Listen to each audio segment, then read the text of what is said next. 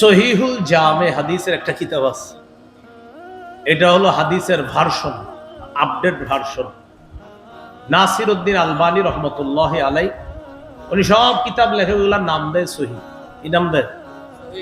যদিও হজরতের তাহকিক করা অনেক সহি আপনারা হাদিসের অ্যাপসের মধ্যে পড়েন, অনেকে হাদিসের বাংলা অ্যাপস চালান, আল হাদিস অ্যাপস নামে কিছু অ্যাপস আপনারা অনেকে চালান। ওই হাদিসের শেষে ঢালাও ভাবে লেখা আছে সহি দইফ। কি লেখা আছে? সহি দইফ। অনেক দইফ আসলে কিন্তু দইফ না। উনি কোন আলোকে এটা দইফ লিখে দিয়েছে সেটা আমার জানা নাই।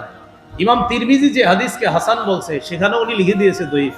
ইমাম তিরমিজি অসংখ্য হাদিসকে বলছে হাসান, সেখানে ওখানে লেখা আছে দইফ। এই জন্য ওই বাংলা অ্যাপসের হাদিসের মানটা যাচাইয়ের জন্য আলেমদের কাছে একটু যায়। আপনি যে হাদিসটা দেখলেন, দেখার পরে দেখি অনেকে লেখেও আবার ফেসবুকে, এই হাদিস তো সহি না, তো কি কয় দইফ। আমি তো চিন্তা করি নাই, কেমনে লেখলো এটা? পরে বুঝলাম, ও আচ্ছা আচ্ছা, ওখানে লেখা দইফ, বাস লিখে দিছে দইফ। তা আপনি যে দইফ লেখলেন, অসংখ্য অগণিত এমন হাদিস আছে, বিশ্বাস করেন, যে হাদিস সনদের দিক থেকে সহি, মুহাদ্দিসিনে কেরামের পরিভাষা অনুযায়ী সহি। যে হাদিস ইমাম তিরমিজির কাছে হাসান, উত্তম হাদিস, এটাকেও আলবানী রহিমাহুল্লাহ আল্লাহ তার কবরকে জান্নাতের বাগান বানায় দেন।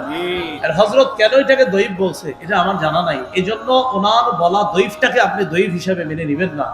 মানে সবগুলা যে আমার উনি দইফ বলে ফেলছে অশুদ্ধ এমন না, কিছু বিষয় আসলে দইফ, ঠিক আছে, কিন্তু কিছু দইফ না, তাও লেখছে দইফ। এইটা হলো আপনার সমস্যা। তো এই জন্য আসলে এই বিষয়গুলো আলেমদের কাছে যাচাই করা। আল্লাহ আমাদেরকে বুঝার তৌফিক দান করেন। তো সহিহুল জামের মধ্যে একটা হাদিস আনছে বলে, এই হাদিসের মধ্যে আসছে বর্ণনাকারী হুযাইফা রাদিয়াল্লাহু তাআলা قال رسول الله صلى الله عليه وسلم فضل العلم احب الي من فضل العباده। নবীজি বলেন, নফল ইবাদতের মর্যাদার চাইতে ইলম অন্বেষণের মর্যাদা আমি নবীর কাছে বেশি প্রিয়। আসসালামু আলাইকুম ওয়া রাহমাতুল্লাহি ওয়া বারাকাতুহু।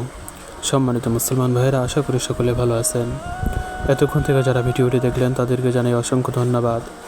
আশা করি মুফতি আরিফ বিন হাবিব হাফিজাহুল্লাহর প্রত্যেকটি ভিডিও আপনাদের অনেক ভালো লাগে, আর আপনারা সকলেই মুফতি আরিফ বিন হাবিবকে অনেক ভালোবাসেন। তাই অবশ্যই আপনাদের ভালোবাসার প্রকাশের জন্য আমাদের এই ভিডিওটিতে একটি লাইক দিবেন, এমনকি চ্যানেলটিকে সাবস্ক্রাইব করে নেবেন। তাহলে অবশ্যই আমরা বুঝতে পারবো কারা কারা মুফতি আরিফ বিন হাফিজাহুল্লাহকে ভালোবাসেন। তাই অবশ্যই ভিডিওটিতে একটি লাইক দিয়ে চ্যানেলটিকে সাবস্ক্রাইব করে আমাদের পাশেই থাকবেন। ভালো থাকবেন, সুস্থ থাকবেন। আসসালামু আলাইকুম ওয়া রাহমাতুল্লাহি ওয়া বারাকাতুহু।